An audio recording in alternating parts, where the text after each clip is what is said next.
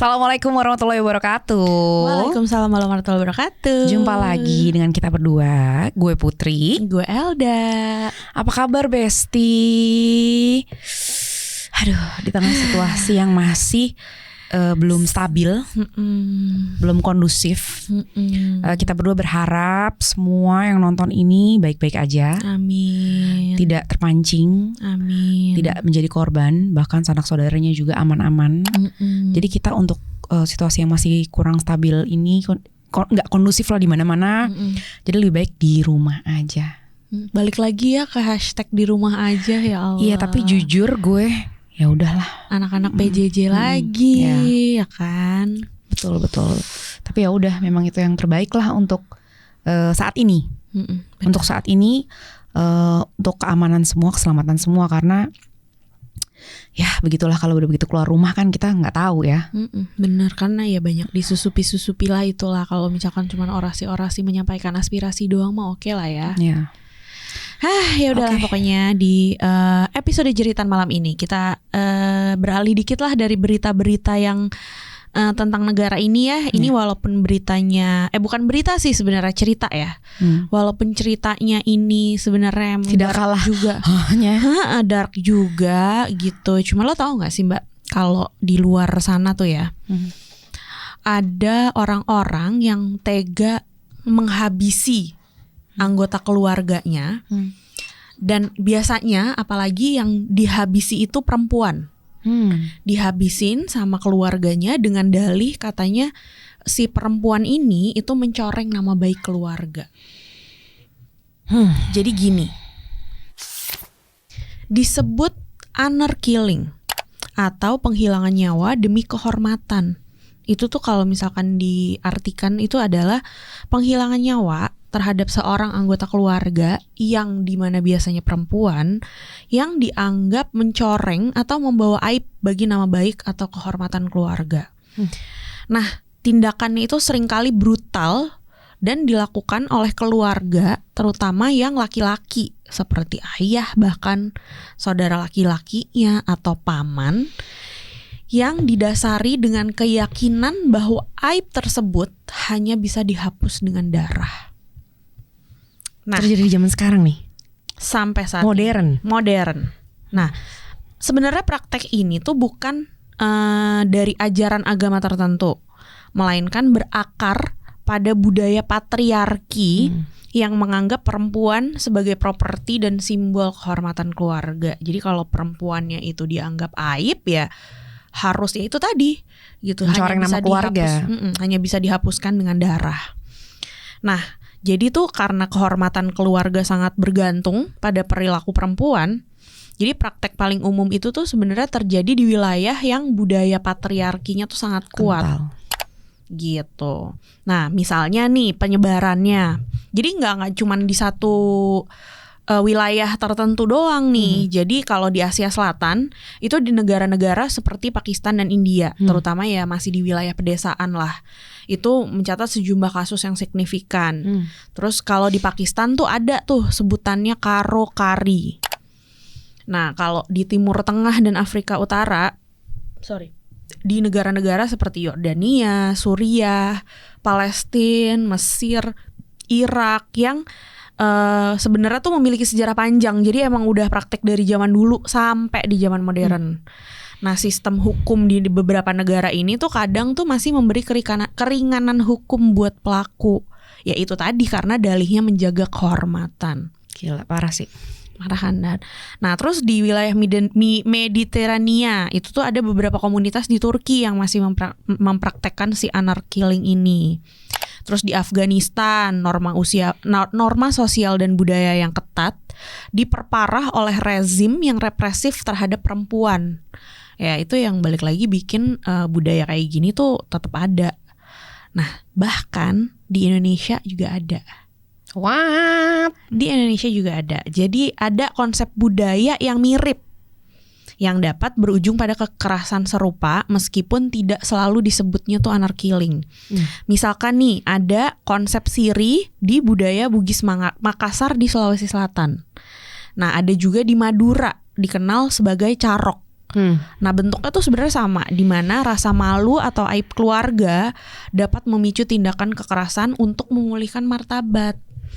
Nah sebenarnya nih intinya bukan bangsa atau ras yang melakukannya, melainkan itu tadi komunitas dengan struktur dan budaya yang melanggengkan praktik kayak gini.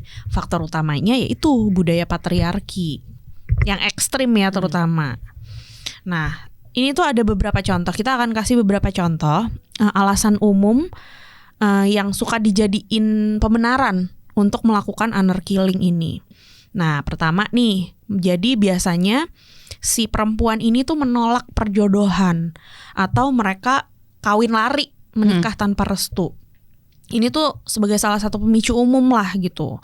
Contohnya nih ada Samia Shahid. Jadi dia ini sebenarnya warga Pakistan yang tinggal di Inggris tahun 2016. Nah, jadi dia tuh berusia 28 tahun. Sebenarnya tinggalnya di Inggris, tapi asal dari Pakistan. Tahun 2012, dia itu menjalani pernikahan yang diatur sama keluarganya dengan sepupunya, Muhammad Shakil di Pakistan. Nah, pernikahan ya seperti yang biasanya dijodohin gitu ya, tidak berakhir bahagia dan penuh tekanan. Nah, akhirnya dia tuh minta cerai lah, dia minta cerai dan kembali ke Inggris. Gitu. Terus menikahlah dia dengan Syed Mukhtar Kazim yang sama keluarganya dianggap sebagai pembangkangan yang memalukan. Nah, karena penolakan keras nih dari keluarganya, Samia sama Kazim ini kabur aja dulu ke Dubai. Nah, Juli 2016 si Samia ini terima telepon dari keluarganya di Pakistan.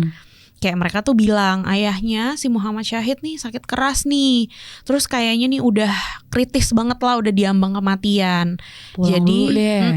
Pulang dulu ke desa leluhurnya di Pandori, Provinsi Punjab, Pakistan. Dibilangnya untuk jenguk lah gitu. Nah sebenarnya nih si suaminya nih, si Kazim nih udah punya feeling kalau misalkan kayaknya nih jebakan deh gitu, karena dia tahu kan kondisi keluarganya si Samia itu kayak gimana gitu. Tapi ya namanya anak ya, biar gimana pun juga dengar kabar kayak gitu dari keluarganya tentang ayahnya, pasti dia tetap pergi gitu. Dia tetap pergi, takut kejadian yang enggak menyesal. Nah tapi mungkin karena suaminya juga udah punya feeling, dia ngomong nih, dia bilang ke temennya, tapi dia nggak bilang ke suaminya. Dia bilang doain gue ya gitu, gue mau balik nih ke kampung, cuman ya lo tau lah kondisi keluarga gue kan, doain gue balik dalam keadaan hidup ya gitu. Ternyata benar, tanggal 20 Juli 2016, cuman 6 hari dari dia tiba di Pakistan, Samia Shahid ditemukan tewas. Terus keluarga itu langsung ngumumin bahwa kematiannya itu disebabkan oleh serangan jantung dan dengan cepat menguburkannya. Curigation nggak? Kayak nggak ada apa-apa. Betul. Nah itu karena supaya si suaminya nggak bisa ikut kali. Suaminya jadi itu nggak percaya lah. Nah suaminya tuh nggak percaya sama penjelasannya, karena dia tuh yakin istri saya tuh sehat bugar gitu. Jadi nggak mungkin dia meninggal karena serangan jantung. Dia tuh percaya bahwa istrinya itu dihabisin sebagai upaya honor killing tersebut karena tidak pernah merestui pernikahannya. Akhirnya nih si Kazim ini segera menghubungi pihak berwenang di Inggris dan Pakistan. Mungkin karena mereka sebenarnya mungkin warga negaranya Inggris, jadi cabut ke Dubai. Makanya dia ngehubunginnya tuh pihak otoritas Inggris, dan karena meninggalnya di Pakistan, jadi dia menghubungi otoritas Pakistan juga gitu supaya investigasi dong, gue nggak percaya nih gitu. Akhirnya ke atas desakan si Kazim ini, si suaminya itu dapat perhatian dari parlemen Inggris sama dari Nahsyah, pemerintah Pakistan. Akhirnya mereka memerintahkan penyelidikan menyeluruh. Akhirnya digali lagi nih jasadnya Samia yang udah dikubur, digali lagi untuk dilakukan autopsi. Nah, hasil investigasi dan otopsi mengejutkan dan membantah semua klaim yang udah dikasih sama keluarga. Jadi laporan forensik menyimpulkan bahwa Samia tidak meninggal karena serangan jantung. Terdapat bekas cekikan di lehernya yang membuktikan bahwa ia tuh dicekik sampai mati. Terus tes DNA dan forensik juga menemukan bahwa Samia telah diperkos sebelum dibunuh. Bayangin. Akhirnya polisi menyimpulkan bahwa kematian Samia ini adalah ya pembunuhan berdarah dingin yang telah direncanakan sebelumnya. Akhirnya setelah udah diinvestigasi nih, akhirnya keluar nih 2 pelaku utama. Yang pertama, you know who? Pastilah, X. Nah, mantan suami yaitu Muhammad Syakil ditetapkan sebagai tersangka utama. Jadi ya karena namanya X ya, kalau melakukan hubungan dia berarti pasti diperkos dong gitu, dan mencekik Samia hingga tewas menggunakan dupata. Jadi itu kayak sebuah selendang panjang. Yeah. Nah pas diinterogasi si Syakil ini tuh ngaku, tapi dia dibebaskan dengan jaminan tahun 2018 sampai tahun 2020. Tapi kasusnya itu dilaporkan masih belum disidangkan, dan ya itu nggak ada lagi laporan tentang kasusnya sampai akhirnya menguap sampai sekarang. Jadi nggak ada closure-nya nih si mantan ini dapat hukuman apa. Yang kedua, Muhammad Syahid, bapaknya, yang dengan dia perasaan khawatir nih ke Pakistan untuk jenguk bapaknya karena dibilang mau meninggal, ternyata bapaknya adalah kaki tangan yang menyetujui si X itu untuk menghabisi Samia. Jadi di laporan polisi itu bilang kalau ayahnya itu yang memegangi kaki Samia waktu Syakil melakukan aksinya. Akhirnya dia ditangkap, tapi ya itu sama, kemudian dibebaskan dengan jaminan tahun 2016 Desember. Terus tahun 2018 tuh Januarinya dia meninggal sebelum diadili. Jadi udah. Parah. Kasus selanjutnya. Gue tuh yang kayak gini-gini jujur Li. Drowning banget ya. Draining banget aku tuh kalau kayak gini-gini, ya Allah. Karena maksudnya nggak sampai hati gitu loh. Kok tega gitu loh, ini sama anak sendiri gitu. Kasus berikutnya yang juga di Pakistan lagi-lagi. Kandil Baloch. Kandil tuh model, selebriti, jadi di influenza gitu. Tapi di sana, tapi penampilannya tuh berani dan kontroversial. Jadi dia dianggap sebagai simbol pemberontakan norma-norma konservatif. Ya karena di Pakistan emang masih konservatif banget ya. Ya, saudara laki-lakinya si Wasim secara terbuka menyatakan bahwa Kandil telah mencemarkan nama baik keluarga Baloch. Jadi pada saat Kandil pulang ke rumah, Wasim membius lalu hingga gone gitu. Dalam jadi dia mengaku, lagi-lagi mengaku gitu. Ditanya, ia ngaku dan dengan bangganya. Iya, karena pasti mereka pride. Iya, karena patriarki keluar, itu kan. Keluar rasa pride-nya tuh pasti keluar. Jadi apa ya?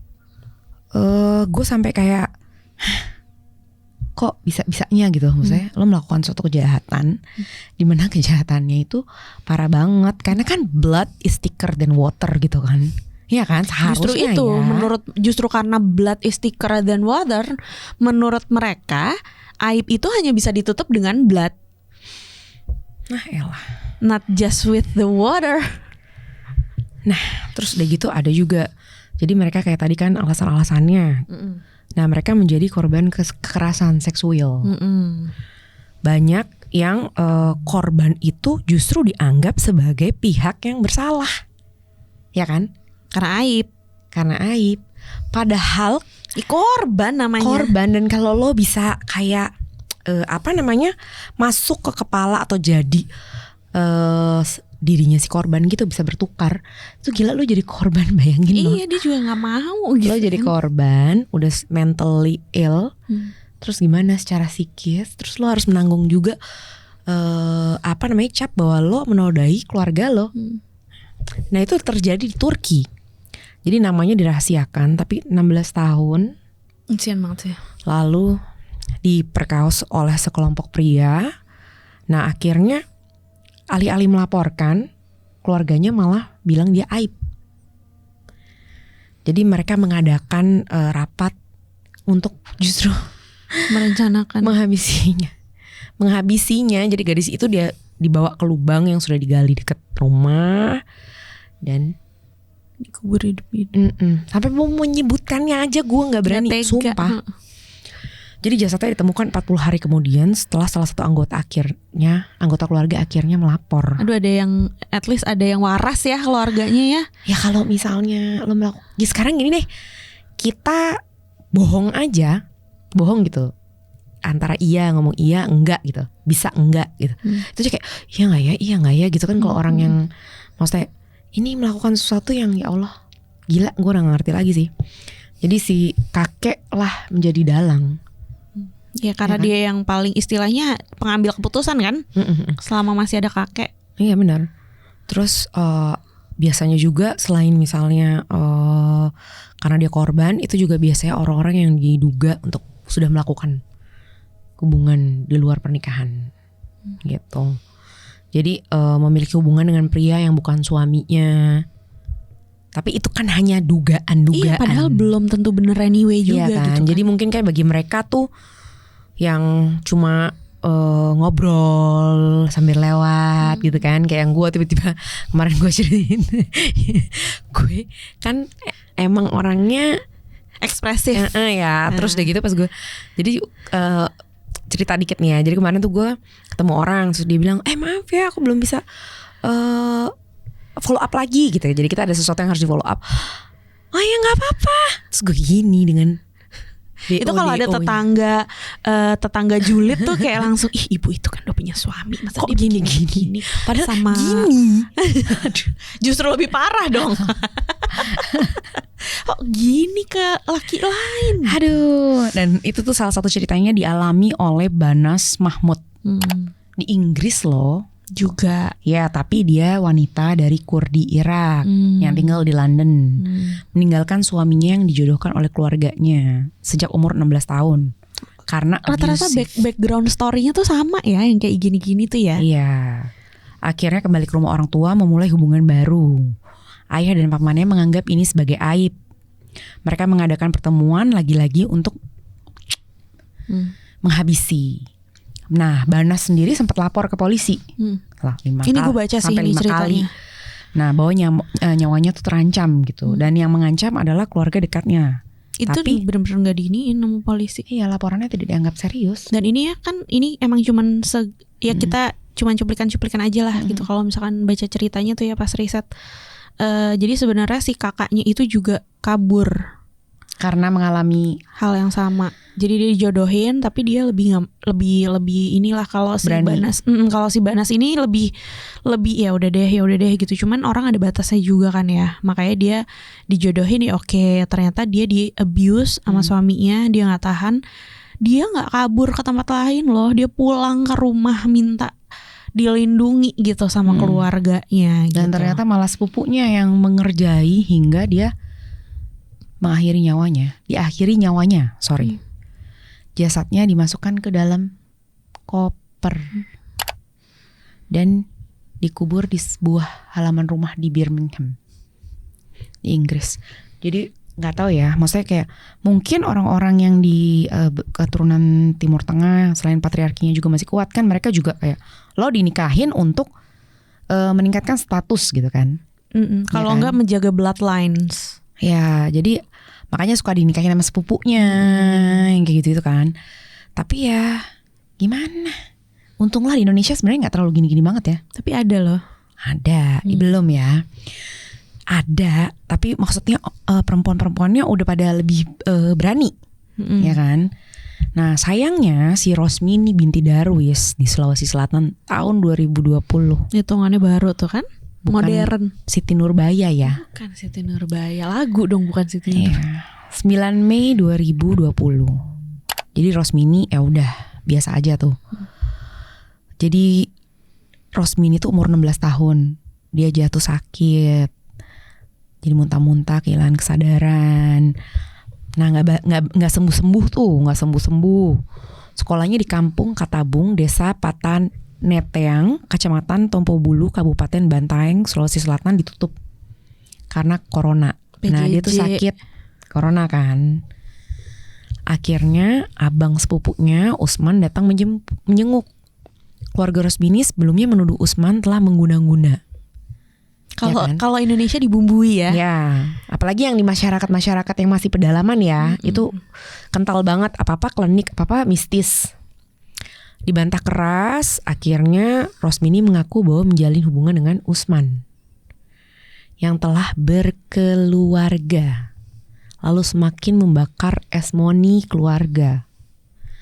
Akhirnya kedua abangnya minta pertanggungjawaban Usman. Usman disikat, ya kan, pakai parang. Usman berhasil kabur. Malah akhirnya karena malu abangnya tuh menyandera random laki-laki yang lewat di depan rumahnya untuk tanggung jawab. Karena si Rosmini tadi itu muntah-muntah itu karena dia itu mengundang. Akhirnya polisi ketahuan kan disandera lagi random banget. Lo kawinin, astagfirullah, nih daerah mana nih? Sulawesi. Iya, makanya akhirnya polisi datang mendatangi keluarganya Rosmini. Tapi akhirnya nyawanya Rosmini udah tidak tertolong, ya udah terlambat. Gadis itu dihabisi nyawanya oleh kedua abang kandungnya. Dipukuli dengan kayu dan jadi ayah ibunya juga termasuk yang disandera. Enggak, dia di hadapan keluarga. Oh, di hadapan keluarganya. Di depan ayah dan ibu dan dihabisi. Jadi seolah menutup mata lah orang tuanya gitu loh. Jadi seolah mengamini. Polisi menangkap 9 anggota keluarga yang diduga terlibat dalam peristiwa naas tersebut, termasuk ayah dan ibu kandungnya Rosmini, Darwin Bindaga dan Anis binti Karopato. Hasil penyelidikan sementara membuat polisi menetapkan 2 orang tersebut sebagai tersangka dan si kakaknya, Rahman yang berusia 30 tahun dan Suryanto 20 tahun. Kandung loh. Keduanya dijerat dengan Undang-Undang Perlindungan Anak. Karena masih 16 tahun. Kalau perempuan 16 tahun kan masih. Dengan tentang pasalnya pasal pembunuhan berencana. Polisi mengamankan beberapa barang bukti yang digunakan seperti parang, kayu. 7 anggota keluarga yang lainnya akhirnya ayah, ibu, kakak-kakaknya beserta pasangan-pasangannya dibebaskan kecuali kakak kandungnya, abang kandungnya. Meski dibebaskan, tapi tetap dalam pengamanan polisi. Tapi akhirnya balik rumah juga diusir oleh warga kampung. Iya, karena sebenarnya ya itu balik lagi tadi kan, tergantung kepercayaan. Bukan karena wilayahnya, bukan karena agama, bukan karena wilayah tertentu gitu, tapi karena kepercayaan ekstrim patriarki itu kan. Jadi kayak kejadiannya di kampung ini belum tentu semua orang kampung itu kayak tidak gitu, mewakili gitu. Bahkan mereka dinilai mempermalukan kampung gitu kan. Iya, karena kan pemikirannya kok begitu banget. Masih gitu. 2020 men. Nah, terus biasanya tuh alasan yang lainnya tuh karena yaitu yang pada akhirnya tidak tahan, lalu dia mau meninggalkan, jadi minta pisah, cermai. Dan karena di dalam beberapa kebudayaan perceraian itu tabu, walaupun di luar ya, karena ini kisahnya terjadi di Amerika Serikat tahun 2009. Udah 2000 lah, udah milenium gitu maksudnya. Nur Al-Maliki adalah seorang wanita keturunan Irak Amerika yang tinggal di Arizona. Dianggap terlalu kebarat-baratan oleh ayahnya, si Valel Al-Maliki. Nur tuh menolak perjodohan. Jadi ya udah aku mau tinggal aja sama pacar gue, sama teman-teman gue. Ayahnya marah. Akhirnya di sebuah tempat parkir ayahnya sengaja menabrak Nur. Dan ibu dari pacarnya dengan mobil jeepnya. Kena juga lo, gila banget. Ya karena kan dia pergi lagi sama ibu pacarnya. Ibu pacarnya selamat, tapi Nur mengalami koma dan meninggal beberapa hari kemudian. Ayahnya, Valeh Al-Maliki, melarikan diri ke Meksiko, namun berhasil ditangkap. atas tuduhan pembunuhan tingkat 2. Ya lagian harusnya dia mikir ya, maksudnya kan pasti kan awalnya yang memutuskan untuk pindah hijrah ke Amerika tuh pasti kan keluarganya, ayah gitu ya, walaupun mungkin dari atasnya lagi gitu ya, tapi kan harusnya kayak udah kayak udah pasti bakalan influence oleh budaya-budaya tempat mereka tinggal dong pastinya. Nggak mungkin bisa di ini banget lah gitu loh, nggak bisa dikekep banget Amerika gitu guys. Yang nggak usah di Amerika, kita juga di sini ke barat-baratan. Tapi mungkin culture shock banget ya, begitu lo misalnya lo dari Irak gitu kan. Iya sih, memang culture shock banget. Iya, jadi emang karena gapnya memang segitunya gitu kan. Kalau misalnya kita di sini lah masih mending ya, masih ada budayanya deh gitu. Amerika kan kayak free as a bird gitu. Tapi ya sedih banget. Jadi sih ya balik lagi sih, hati nurani. Tetap balik lagi perempuan yang jadi korban. Iya, ya mungkin pesannya ya kita sebagai orang tua harus bisa ini ya, lagi-lagi lebih bijak dan lebih nggak pilih kasih. Karena beberapa dari teman-teman gue pun masih ini ya, masih menganut sangat kental budaya patriarki gitu. Ya perempuan lah yang harus cari duit, kerja. Perempuan yang harus cari duit. Iya, jadi laki-lakinya malah justru diem aja, diagungkan, diem aja di rumah, disayang-sayang. Tapi dia memegang jadi dia punya hak untuk membuat keputusan penting. Sementara dia nggak ngapa-ngapain gitu loh. Donatur dilarang ngatur.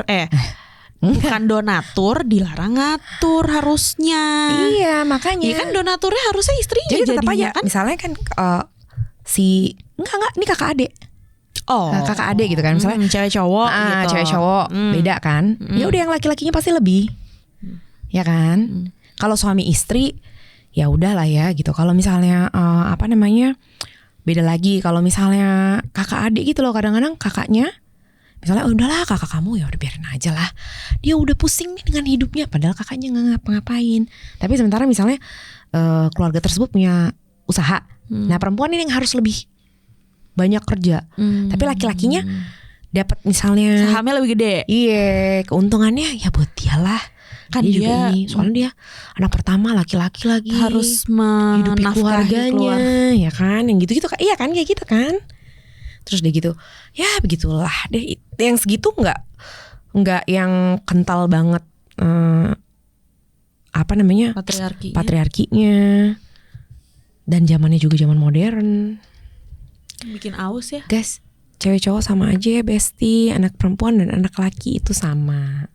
Betul. Jadi apapun masalahnya sebenarnya bukan soal aib, ya udah dicari aja solusinya, karena maksudnya semua orang bisa melakukan kesalahan. Betul. Dan kita belajar aja dari kesalahan gitu kan. Enggak, dan yang lebih parah itu dia yang jadi korban tapi dia yang dianggap aib itu loh. Betul. Itu kan lebih gitu kayaknya apa sih? Banyak lah maksudnya ya, lebih yang susah sih ya. Pokoknya kita sebagai orang tua, nggak usah orang tua deh, kayaknya tuh relate untuk semua orang. Itu lo jangan cupet deh. Apa sih cupet? Cupet tuh pemikiran lo sempit. Pakai kacamata kuda. Gue suka gitu ini ya. Mengeluarkan bahasa-bahasa yang ajaib. Jadi random. Orang-orang banyak yang cupet kan, dipakai lagi. Jadi dia nggak, jadi sempit gitu loh. Pandangan lo tuh kayak yaudah ini begini, kaku gitu. Ya kan? Fleksibel dong, zaman udah berubah. Ya yang penting masih sesuai dengan norma-norma yang enggak dicari solusi yang lebih masuk akal lah gitu. Tetap ada boundaries, tapi harus ada pemakluman lah mungkin ya. Sedikit bisa diperbincangkan, bukan diperbincangkan, musyawarahkan. Iyalah gitu. Dimusyawarahkan tapi tidak dengan musyawarah akhirnya diputuskan untuk dihilangkan dong. Ini dari tadi juga pada musyawarah nih soalnya. Iya, musyawarahnya bukan berujung pada sesuatu yang negatif ya. Musyawarahnya harus yang lebih baik, kebaikan bersama lah. Ya betul. Oke, baiklah. Sudah cukup ya kita aja karena ini benar-benar draining. Buat yang udah nonton sampai habis, terima kasih. Tuh gue suka banget sekarang. Hati-hati memakai begini. Terima kasih. ya. Jangan lupa. Jangan lupa apa? Jangan lupa subscribe, jangan lupa komen mau materi apa lagi nih yang kita bahas. Atau kalau misalkan ada kasus-kasus yang kalian tahu juga misalkan dari Indonesia yang nggak sempet, emang nggak kita masukin semua sih sebenarnya. Kasusnya tuh banyak banget gitu. Cuman bukan gue sih, tim riset kita. Gue juga nggak apa-apa. Pokoknya emang kita ngambilnya tuh ya emang secuplik gitu. Jadi kalau misalkan mau nambahin di kolom komentar supaya buat teman-teman yang lain baca juga boleh. Komen-komen, di like, di subscribe. Misalnya ternyata di daerah yang peradabannya udah modern banget nih, ternyata ada di Indonesia misalnya, tapi di Jakarta gitu, di Jakarta Selatan ini. Gitu, di Jaksel, Cilandak gitu mendadak. Misalnya, Cilandak mulu loh, jangan Cilandak lagi dong. Oh, jangan Cilandak lagi, yang mana ya? Nggak usah. Pasar Minggu. Nggak usah ya, oke lah. Jangan sampai terjadi sih sebenarnya. Alhamdulillah bin zalik ya. Kalau bisa nggak usah. Berarti kalau nggak ada yang komen kita anggapnya aman-aman ya semua ya. Oke, benar. No news means good news. Benar. Oke, baiklah. Thank you ya guys. Take care ya guys. Iya bener, take care. Sehat-sehat. Stay safe. Pokoknya sekarang udah stay alive.